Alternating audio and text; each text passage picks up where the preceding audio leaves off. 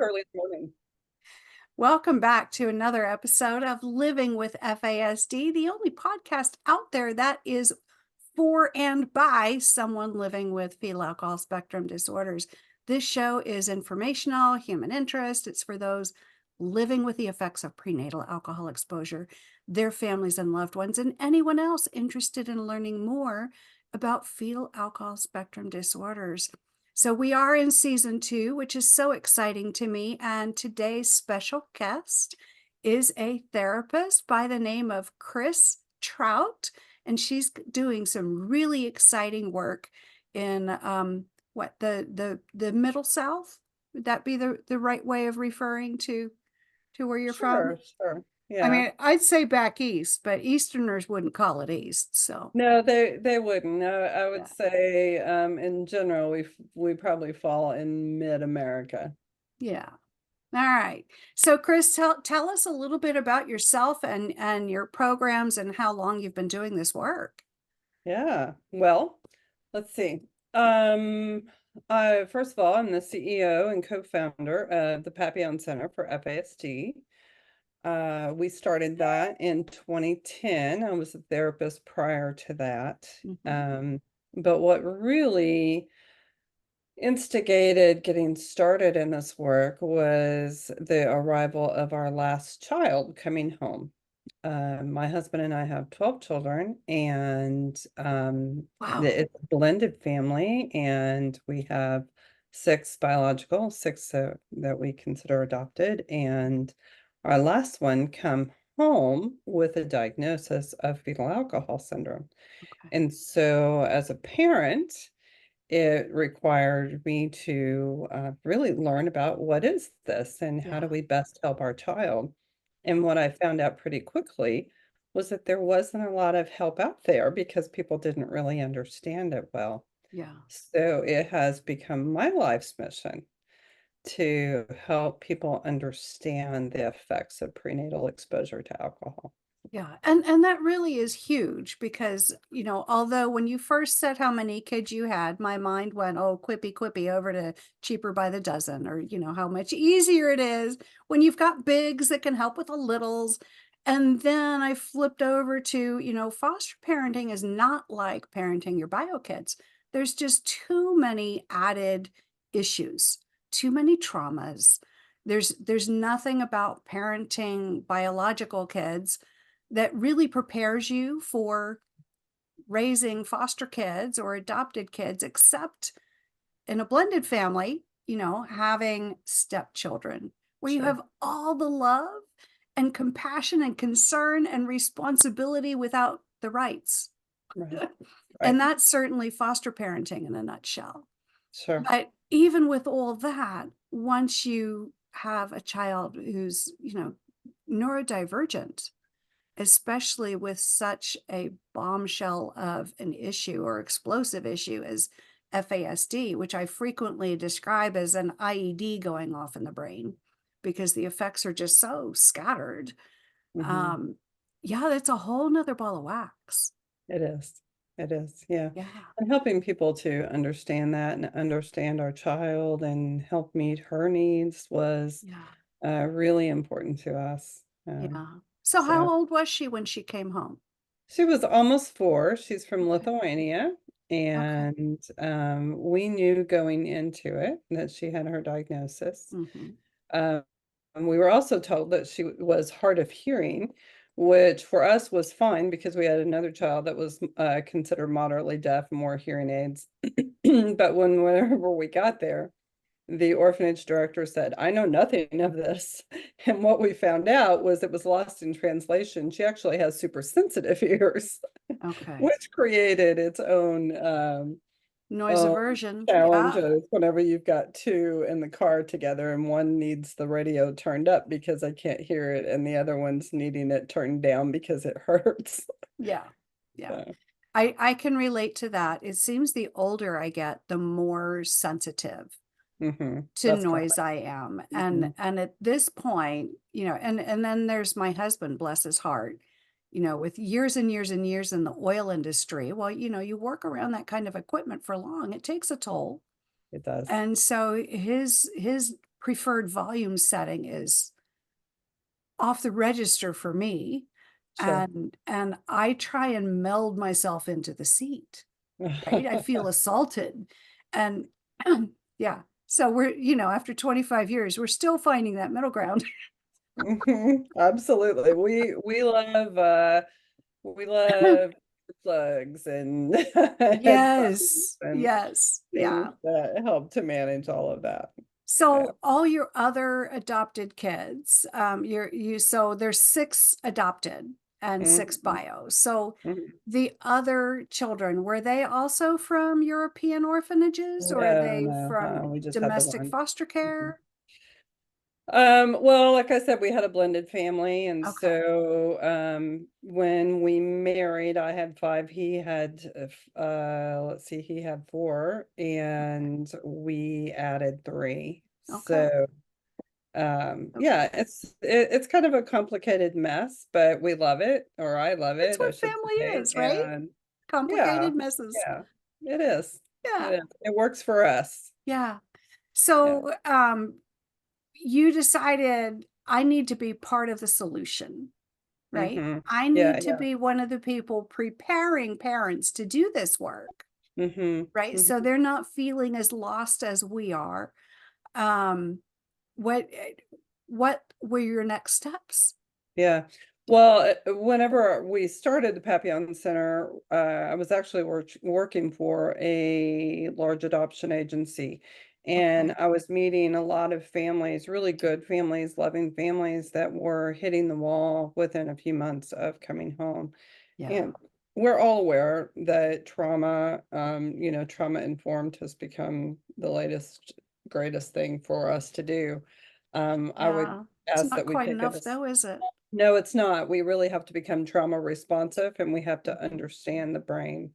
Yeah. And so, just as a therapist, have really shifted my mindset into we need therapists who are informed. Yeah. We need education systems who are Yeah. informed. Yeah. Everybody that is in that child's arena Mhm. needs to be informed of what's going on with that Yeah. person's Yeah. brain. And if we can understand it's brain based instead of just behavior based, Mhm. then we can change the trajectory for so Yeah. many. Yeah. I would want to take that a step further, right? Hmm. For Hmm. instance, and when I moved from I grew up in Pennsylvania. I started working there, and then I've also done chemical dependency work while I was in Virginia and in Pennsylvania. When I was in Tennessee, I was a child and adolescent therapist in an inpatient unit. Hmm. So I certainly saw a lot of things there. When I came here to California, the licensing laws are so different. And by that time, my degree was so old. It was 10 years, my master's was 10 years old when I moved here. Sure. And that blows my mind. How did I get this old? It's been 34 years. Oh my God.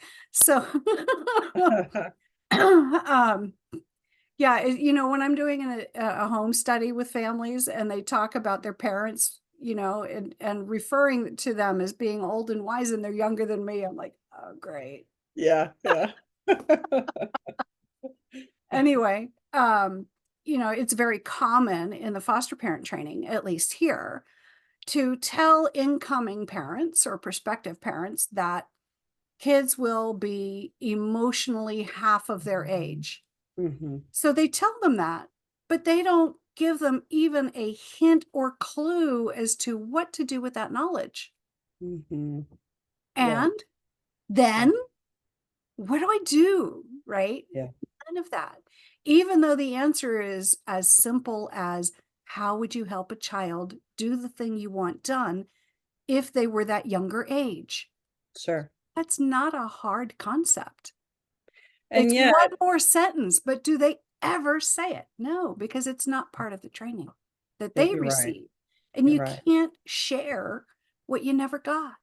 That's right. Absolutely. We cannot expect parents to operationalize something that they don't know themselves. Right. And often, you know, we'll have parents that are, they were kids from hard places Mhm. and they just grew up and they choose maybe adoption or foster care because they understand what it means to be that child and they want to be helpful, but Yeah. they may not understand the amount of work that they need to do to be in a place to be able to Yeah. adequately parent a child Right. from a hard Right. place. Yeah, so that's definitely one issue. It is very true that a lot of the people that become foster adopt parents or become therapists or Yeah, social workers yeah, are people who have been through childhood trauma, right? It's that old innate desire to achieve mastery sure, over a hard situation. sure. Yeah, totally get it. Totally makes sense. And you are on point that there's a lot of work that has to be done before you're ready. That's right. That's right. to be in Yeah, that position to make the difference you want to be. sure. I'm constantly saying, I know the love is there. But you Mhm. need more than love, Absolutely. and it's the Yeah, same message to birth parents. it is. There's no question about whether or not you love your kid. That's beyond the shadow of a doubt, but it's Mhm. not enough, Right, right. right? That's another piece that I think the system loses.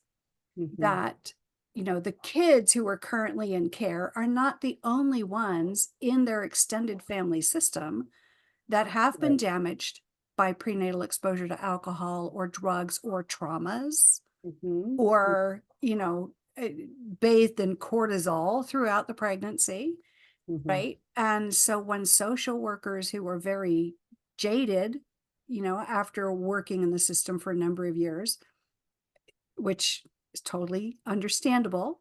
Yeah. It's hard work and very Yeah. unrewarding and low paying for everything that Traumatic we do, itself. right? Yeah. It Yes, can be yeah, traumatic full in of itself. secondary Yeah. trauma. What we don't realize is that these parents who seem incapable of doing the simple program, being in quotes, that is laid out for them to do to get their kids back. Mhm. Yeah, to those parents, it's not a simple thing because they have the same invisible Right. brain injuries Right. that their kids do, Right. right? So it's Well, got we to be presented forget, differently. sure, and we forget and we don't always educate that it takes 3 generations to work itself out, and that's Yeah, assuming each generation is working towards a positive and not having additional negatives. So it's yeah. DNA Well, shift as well. that's a big assumption, isn't it? Mm, it is. Yeah. Yeah. Yeah. And So, you mentioned, that the common theme is to think about parenting this child at half their age. mhm, And I agree with that completely. That's something we always need to keep in our mind. And yet at the same time, whenever you've got a child that is 20 in front of you, right? mhm, But you're parenting really the 10-year-old or the 12-year-old that's mhm. hanging out in front of you, but you're seeing the 20-year-old. It's You know, hard. you have to be able to keep your own brain in check Yeah, whenever addressing them without yeah, talking down to them. Yeah, yeah. And to all of that, it's easier said than done, right? absolutely. As with so much Absolutely. else in life. Absolutely. Yes. Yeah, and it might be a 10-year-old living in a 20-year-old body, but the consequences are 20-year-old body That's right. That's consequences, right. right? That's When right. when you get the law involved, for Mhm. instance, Sure. right? Sure.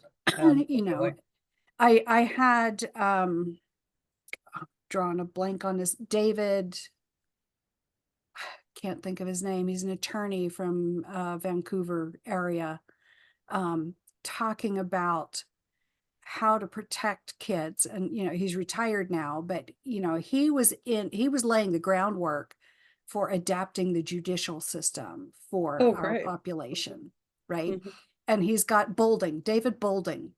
He's Okay. got a lot of information out there about how to teach the social aspects of sex ed Mhm. to our older youth and young adult Right. FASD kids, so that they are protected from statutory rape charges, Right. for Right. instance.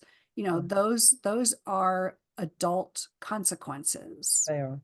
when it's just someone wanting to, do a very biological thing with their developmental age mates. Right. Right. right? Yeah. And that's so hard to understand and to wrap your brain around, Yeah. you Yeah. know? And if parents are stressed, good luck wrapping your brain around it and remaining calm, as the late great Karen Purvis always says, we can't take our kids somewhere we've never been That's right. or where we aren't, right? Mhm, We have to be calm and regulated if we're going to be that mhm. calming influence on our kids. Absolutely. Well, and it's why our Tennessee office has really shifted towards providing education and really trying to help anyone within that child's arena to Mhm. understand not just how to approach the child, but also how to deal with their own stuff, so to Yeah. speak. Yeah. So Because it's more consultation and training. it is, Yeah. it But is. that's so important. Yeah. Well, we feel like it is, and it's why, our energy has shifted towards that. Yeah. Yeah. We are really blessed with a tremendous amount of therapists and such in Tennessee, Yeah. but really behind our state as a whole is behind in educating Mhm. about the dangers of prenatal Mhm. exposure Yeah. to Well, alcohol. and you're right around Nashville, which Hmm. is, like a alcohol capital of the South, kind of, Sure, sure. I mean, Yeah, well, it's just south of there. Yeah, yeah. We're pretty I familiar mean, with. not necessarily in terms of production, but in terms of culture, Hmm. right? With all the Yes, bars and yes, it is. everything that's Yes. part of that Nashville culture that tourists flock to, Sure, sure. but then their vacations end and they go home, and you've still got this pocket of country that's awash in booze. Sure, sure. Yeah, and our goal is we're not here to take on the alcohol industry as a whole. We're just really here Right? to, David and Goliath. yeah, we're just really here to make sure that people understand the dangers, Yeah. and Yeah. that preventative side, and then the consequences, right? And how to Mhm. help someone who has been affected. Yeah. Uh, and to try to, even if we can plant a seed that this could be what's going on, and so let's think along these Mhm. lines Yeah. that could better help someone, whether they have a diagnosis or not, because Right. we also are very underdiagnosed here. Well, and as a whole, our country is pitifully underdiagnosed. It is. When I was doing my research for Sip by Sip, which came out a year ago, second edition's coming out in September, um, I ran into a statement by Popova et al. I can't remember who all she was writing with in this particular study. And I'm not sure which one of the study authors came up with the sentence that I that really drives my passion. They said we need to remain thankful to the 99.99% of people with FASD who are undiagnosed. Mm, Stated another way, even though we've got the prevalence twice as great as autism, right, our diagnostic rate is 0.01%. right, right. Yeah, That's what keeps me going every day is, I mean, it was children and families that brought me to the work, from watching kids in the system fall through the cracks, right, families give up and quit right. when they're desperately needed. That brought me to the table, but it was realizing how many adults are wandering around, not understanding all their quirks and foibles and struggles in life that Yeah, they've gotten a lot of flack for lifelong, are all rooted in biology. yeah. It's all neurological and none of it's their fault. Hmm. Hmm. Yeah. Yeah, that's great. That's great. Yeah. So I'm so curious. I have to ask, even though it's off topic, I'm chasing a squirrel. Okay. How did you come up with Papillion Center? Oh, yeah. Well, thanks Is for it the dog? asking. Is it the dog? No, no, it's French for butterfly, Okay, that was my right? next guess. Yep, yep. It's French for butterfly. And it's the struggle against the cocoon that helps the butterfly fly.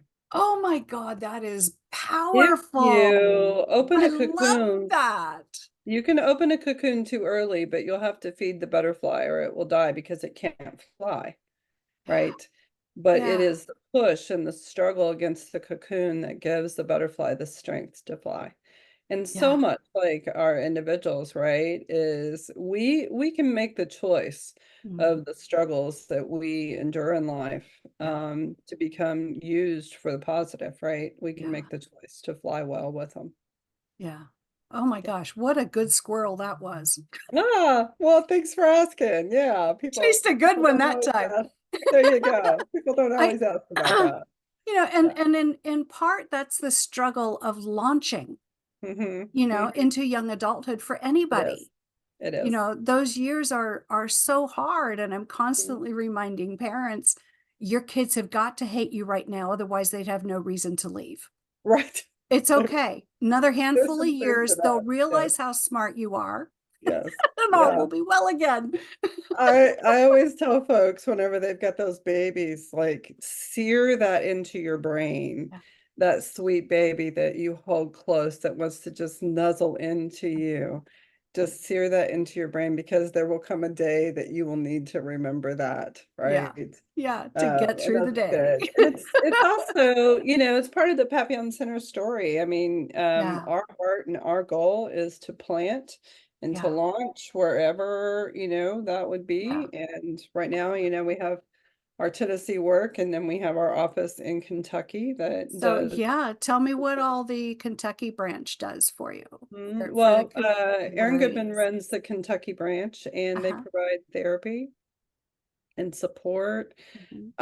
They have nurse practitioner that manages medication. They have OT, PT, and speech and language pathologist there. Okay. So they have a lot of services. Wide-ranging Yeah, services. they really do. They Yeah. really do.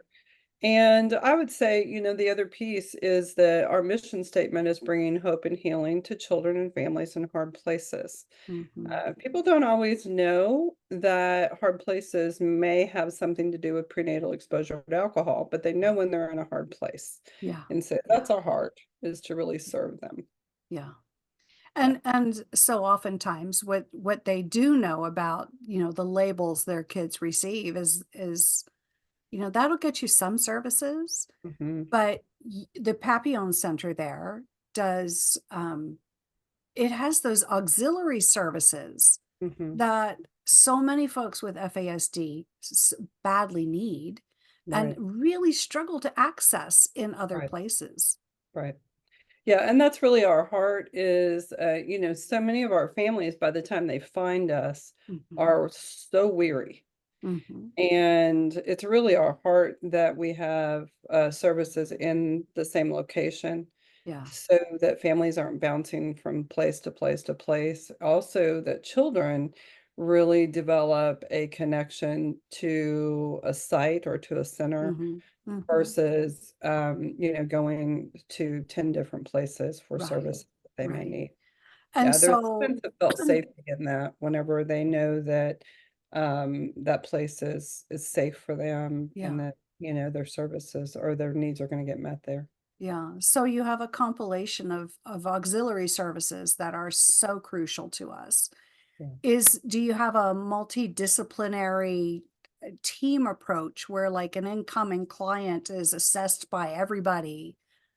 Where It really, what we do on the front end is that, well, in our Kentucky office, Erin will evaluate on the front end what all's needed. Mhm. And then if she suspects additional needs or if there are things that are needed, then the next team member steps up and does as well. Gotcha. Okay. Yeah. Yeah, that's such a wonderful combination of services. I can't I that excites me to no end. I just Mhm. wish my county would do something like that. Yeah, I would love to see it in lots of places. Yeah. All right. My heart at this point in my life is, I'm on the downhill slide of the bell Mhm. curve, right?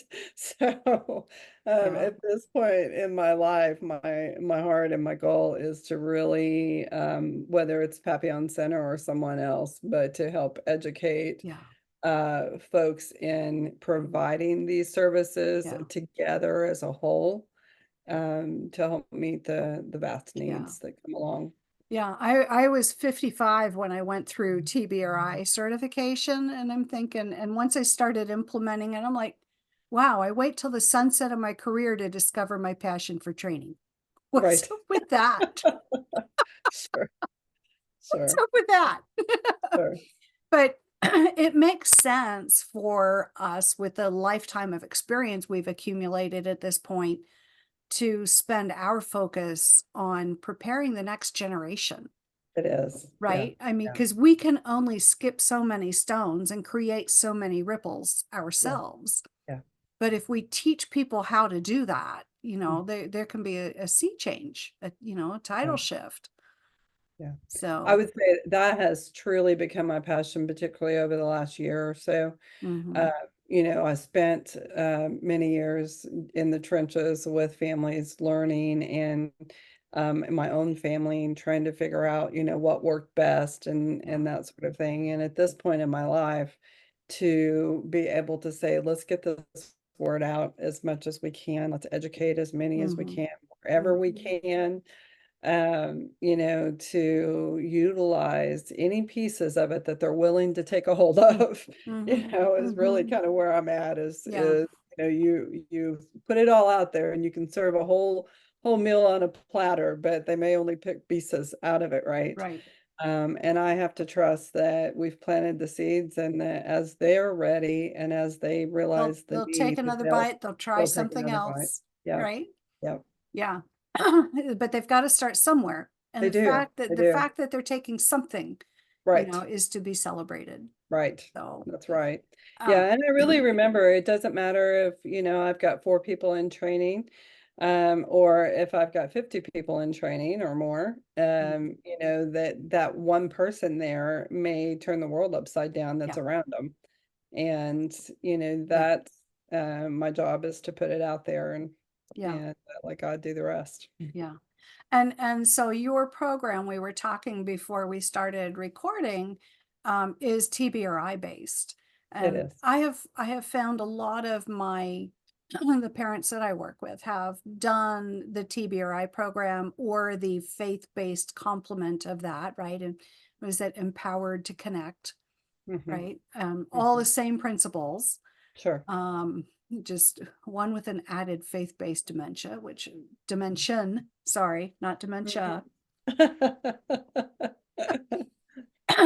I'm thinking several people in the audience will chuckle at that because I frequently reference that I'm the primary caregiver for my mom who has dementia. Okay. And I use a lot of this with her, right? Mhm. Because, Yeah, as particularly with Lewy body, you're aware of your yes, cognitive slips. yeah, And that's very cruel. yeah, it That's is, very cruel and it's traumatizing. it And is. so I'm constantly using these same principles, Mhm. whether they're TBRI or whether they're neurobehavioral, in working with her. But Yeah, when I went through TBRI, it was stuff that I had never been exposed to, excuse me, even sitting in, day or two, 3-day conferences, mhm, um, with some of the best voices out there, you right, know, um, like I had the NACAC conference was the mhm, previous thing I had been most excited about, where I learned so much. sure, But TBRI was like, wow. yeah, And and then I realized there's something more going on than trauma. right, right, And that is I'm so excited that the world, or at least our country, is catching on that trauma is so fundamental it to is, our experience, yes, and has to be taken into account by mhm, helpers no matter what their professional stripes. mhm, mhm. Yeah, I um agree completely. I think we've done a pretty good job, the government will put out grants, mhm, right? And those grants will drive what people, will grab a hold of and mhm, put out there because mhm, of that, and I think that as a country as a whole, we've become trauma informed, which is wonderful. The Mhm, next step is trauma responsive, mhm. right? Is that we have to not just see it, but we also now have to understand it and know what to do with it, Yeah. And which we is the have to next be step. willing to change our perspective in terms of all interactions are bi-directional, Right. right? It's not all about the client. It's Hmm. about what we understand our role is in that therapeutic relationship, Right. That's right? right. Or Yeah. that social services relationship, Mm-hmm. you Yeah, know. absolutely. It doesn't matter what arena we're in, which again is why, I've just feel so passionate about making sure that you've got, you think about a child or an individual in the center and think about every arena that their life touches, Mhm. whether it's education or court or Yeah, physicians or, just yeah, all of that. yeah, Everybody needs to have just as we have become trauma informed, we need to become FASD informed, yeah, and yeah. then we also need to have some tools in our tool belt to understand what to do, Right. not just with the individual in front of us, but ourselves Yeah. and our reactions and our triggers and our pieces that we bring to the table. Yeah. And I think too, I remember, my next step in professional development was when, after discovering fetal alcohol spectrum disorders, when I discovered facets, which is fetal alcohol spectrum consultation education training services, right? Right, right, So they do a lot of online stuff. They do in-person trainings too, right, week-long trainings that are fantastic, reasonably affordable. Um, but one of the things that the trainers there said was not everybody is capable of making the shift. right. That's right. And that's so important. Yeah, Not everyone who comes to the training is going to be able to implement the hearing, that's right. the information that they take That's in, right. because it's such a radically different perspective Hmm. that not all behavior is chosen. Yeah, It's a yeah, reflection of how well or poorly your brain is working in the moment. that's correct. And there's always, and granted, information sometimes sinks in like a lightning bolt. Boom, you're changed. Right, right. Right? And other times it's like water that's just gradually going down through the layers of topsoil and down into the bedrock, and it takes a long time, That's correct. but the Yeah, change comes. that's right. Right? And other people are just there's a steel trap there. It's not going through. Mhm, And I mhm. think the best thing that can happen in those circumstances is for those people to just get out of the way. Yeah, Right? yeah, I remember one family I was working with where the teachers were like, I can see that. But they can't do things in a vacuum, right? They right, need the support of their administrators. right, And right. the principal was like, yeah, but. Yes, Mhm. but is never a good thing to hear. No, no, it's not. When you were saying that, one thing that kind of came to mind that reminds me, Dr. Purvis used to say, um, that I do think is something that we can all plant in our head is that these babies bled before they came to us. They cannot bleed on our watch. Mm, So, yes, that idea of I remember that. even Yeah, if I don't know what to do, I don't need to do more damage, right? yeah, And so that's kind of where I hope I leave folks at whenever we're doing training of yeah. grab a hold of whatever you can that makes sense to you and start Hmm. there. Hmm. But try real hard not to do more damage. Yeah, yeah. And I think one of those ways is for, whether you're a caregiver, a parent, a spouse, you know, or even an employer, right? Just recognizing that people will do well if they can. That's right. That's right. Everyone is going to choose praise over punishment. That's right. Yeah. You know, the whole idea of secondary gain. Well, Hmm. negative attention's better than none. Oh, BS. Hmm. Yeah, That's not human nature. that's right. That's right.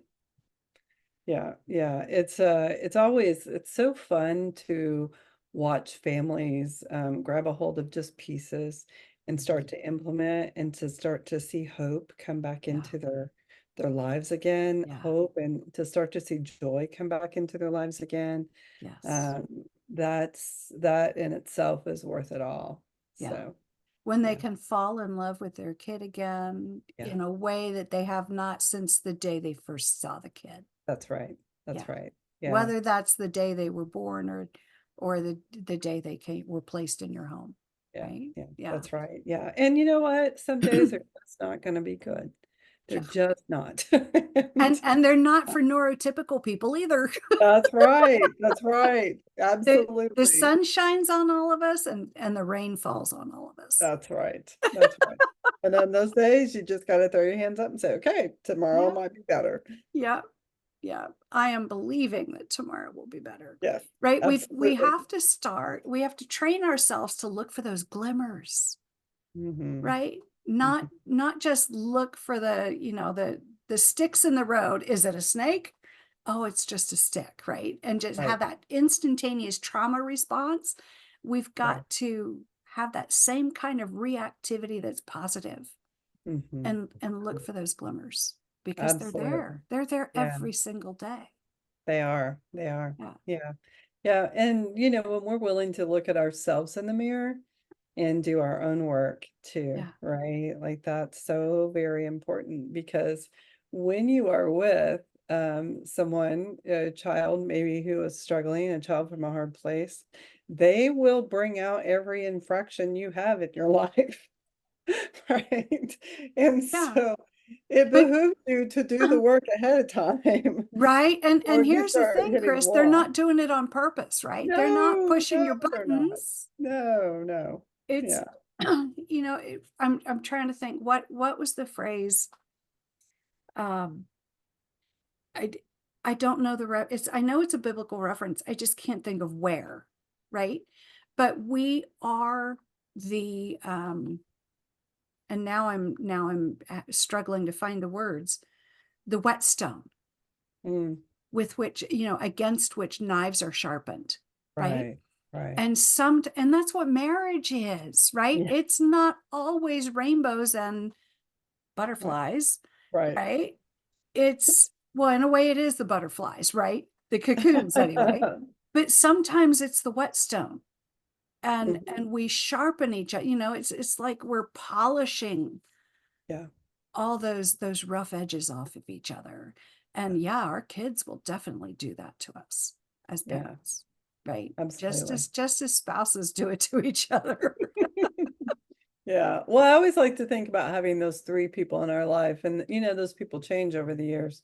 But it's so important that we have one person at least that we're looking up to, that we're gaining information from, looking to for guidance. It's Mhm, so important that we're doing eye to eye with someone, mhm. and it's so important that we're bringing up someone, because that sets up an accountability cycle for us, right? Yeah, yeah, And like I said, that changes, but as to who those people are. yeah, But it's important that we think about, really how am I doing that? Who yeah. are those people for me right now? That's funny because as I look back over my life, I realize that I generally have three or four people Hmm. that I interact with very Right, closely. right. And it could be for a season. It could be, some seasons are longer than others, Hmm. but it's always the same number of people. So now I'm going to have to pour back all over that and say, okay, who was in what role? Right, Right? right. Do my Yeah, own little bit of work on that. there you go. Yeah. Yeah. So yeah, and this is just part of the interesting journey, especially for those of us who discover later in life that Mhm. we're on the spectrum. Sure. Um, you know, I didn't realize that I was on the spectrum until I was at facets, Mhm. right? When, looking at all the characteristics that are, all those behaviors that stem directly from the brain injury, like, Right. oh, I do that. I, Uh-huh. I do that too. Oh, that's painfully familiar, right? Uh-huh. Uh-huh. Yeah. And then I asked my mom, "Hey, did you drink when you carried me?" "Oh yeah, every day." Yeah. Okay. Well, didn't Yeah. that change my perspective on a lot of things, right? Absolutely. Talk about Yeah. that lightning bolt sinking in, Yeah. oh, Yeah. and Yeah. radically changing things. Yeah. This is FASD is one of those things where once you learn it, it changes you. It does. It does. I Even if you're agree. not directly impacted like I am, Mhm. but Mhm. it changes you because you Mhm. see everybody differently. Yeah. Once you Yeah. realize how central brain Mhm. function is to Mhm. everything that you do. Yeah, I've really at this point I don't think I said I have 25 grandchildren. And one of the joys of being an older parent, watching my adult children parent, is that it changed everything, right? But it didn't just change it for me and for my husband, it changed it for our whole family. My adult children, and now, some of my grandchildren are grown, and it's become generational. The Mm. language we use, the understanding of the brain, right, is something that for the love of one child that came into our family, right, from all of the love for everybody, changed everything in how we perceive the world, Yeah, and that's exciting and that that's hopeful. is huge. Mhm. Yeah, think of the number of ripples that are coming out just from knowledge seeking for one, Right. That's right. Yeah. right? Yeah. Yeah. Yeah, that's beautiful. 25 grandkids. Oh yeah, they're the best too. Yeah. Yeah, they're great. So I Christmas love is a my double-edged grandbabies. sword, right? Because you've gotta buy a lot of presents, but you get a lot too. Actually, you know what? We decided many years ago we wouldn't do that, and we do, instead of presents, we do an event. Okay, there you Yeah, go. There yeah. you go. So Christmas looks a little different at our house. Yeah, Yeah, yeah. yeah. It's I think it would sometimes have to, right? different. You'd have to save up all year for Christmas otherwise, but Absolutely, maybe two for one, who knows? But yeah, yeah. We decided a long time ago that making memories and time together was more important than yeah, things that would yeah, pass too quickly. yeah. Well, and enjoy this season as matriarch Thank you. Yeah, over your I clan. am. Yeah. I am. Yeah, my my stepdaughter from my first marriage, I'm so blessed that she and I still have a relationship. Oh, good, Um, and that she allows me to call myself grandmother to good. her four Yeah, kids yeah. and my soon to be great grandchild. Oh, yay. That's wonderful. My mom was 90 before she became a great grandmother, and here I am 30 years younger. That's wonderful, So, though. You can enjoy yeah, them, right? yeah. Yeah. Well, I could if I were on the right half of the country. Well, I don't know. Sometimes being having a little bit of distance can be a positive too. Oh, what would I do without Zoom? Yeah, right. Yeah, it's definitely that's one good thing that came out of COVID, right? Is that we normalize Zoom for everybody. Yeah, yeah. Yeah. Well, I am so appreciative, Chris, of all the work that you're doing and the impact that you're having in Mid-America. I think I would have always just referred to it as a Mid-South, but maybe that's my Pennsylvania perspective. You know, and I always do a double take when people refer to Pennsylvania being in the Midwest. And I'm like, yeah, I don't think so, because it's right by where the Ohio River starts, therefore it's Sure. the Midwest. Well, yeah, but Philadelphia's Pennsylvania too, and Right. it's an hour from the Atlantic Ocean. Right. Right. Yeah.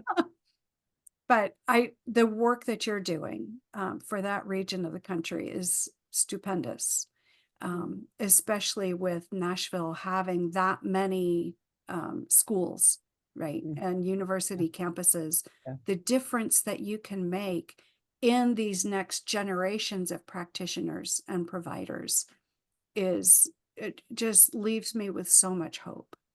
Yeah. Well, So thank much you. I hope. appreciate it. And I appreciate the opportunity to meet you and Yeah. share here. Jody shared what a delight you were. So I appreciate getting the opportunity to speak with you Likewise. and to be here. Likewise, because she smiles every time your name crosses her lips. Ah, So, yeah, yeah, I love that this circle of people is just, coming in. yeah, yeah, So absolutely. Yeah. we can celebrate all that we're collectively doing and the difference that we're making, especially, those of us who are, at or drawing close to retirement age. Yeah, We have a heavy responsibility there to is. ensure the next generation of providers and practitioners and Mhm. social workers and teachers and everybody else and parents Yeah, yeah, um, understand, that you cannot treat a neurological problem with a psychological approach. right, Not going to right, work. right. Yeah. It's not Well, I going to feel work. that to my core, and whatever Yeah. time, I have left on this curve, Yeah. to do the work. Yeah. So, Yeah. It's definitely become legacy work for us, right? mhm, Yeah. sure, sure. Yeah. Well, it was delightful to have you come on Living with FASD, Living with FASD. So I can't believe we are, at the end of another episode. Everyone, if you want to learn how you can connect with Chris, then see the show notes and you'll be able to connect with her that way. If you want to join the Living with FASD community, then hop on over to patreon.com/Living with FASD podcast. It's a free community, but there are opportunities for you to pay at whatever nominal level you want, whether it's $5 a month, $10 a month, or $15 a month. I don't even have any options for anything bigger than that, right? Because I don't want to be a burden to anybody, but I do appreciate any assistance. Excuse me, my throat. I apparently swallowed a frog at some point during the interview. Um, I do appreciate any and all help I get in meeting the production costs of this because it's tremendous amount of work that goes into putting this podcast out week after week. And so, even at the $15 a month, that's less than what you would spend on one cup of coffee a week. And I know we all drink a whole lot more than that. So if you can help, then awesome. If not, just come over and you can interact with other listeners or myself there as well. Um, and yeah, I just remember to like and share and subscribe, whether you are watching this on YouTube or Spotify. And shout out to Jody Culp and Antonia Lindsay, who are both paying members of Patreon. So shout out to them for their taking that plunge. And Chris, thank you, thank you, thank you. I Thank really you. appreciate what you do. I, And I appreciate it and enjoyed it. yeah, thanks for coming on the show. Everyone else, I'll see you next Monday. Thanks for taking time out of your busy day today to listen to this, even if it's just while you're driving down the road. I'm glad I could help you stay awake while you're driving and not have road hypnosis. It's my favorite time for listening to anything, whether it's a podcast or a book on Audible.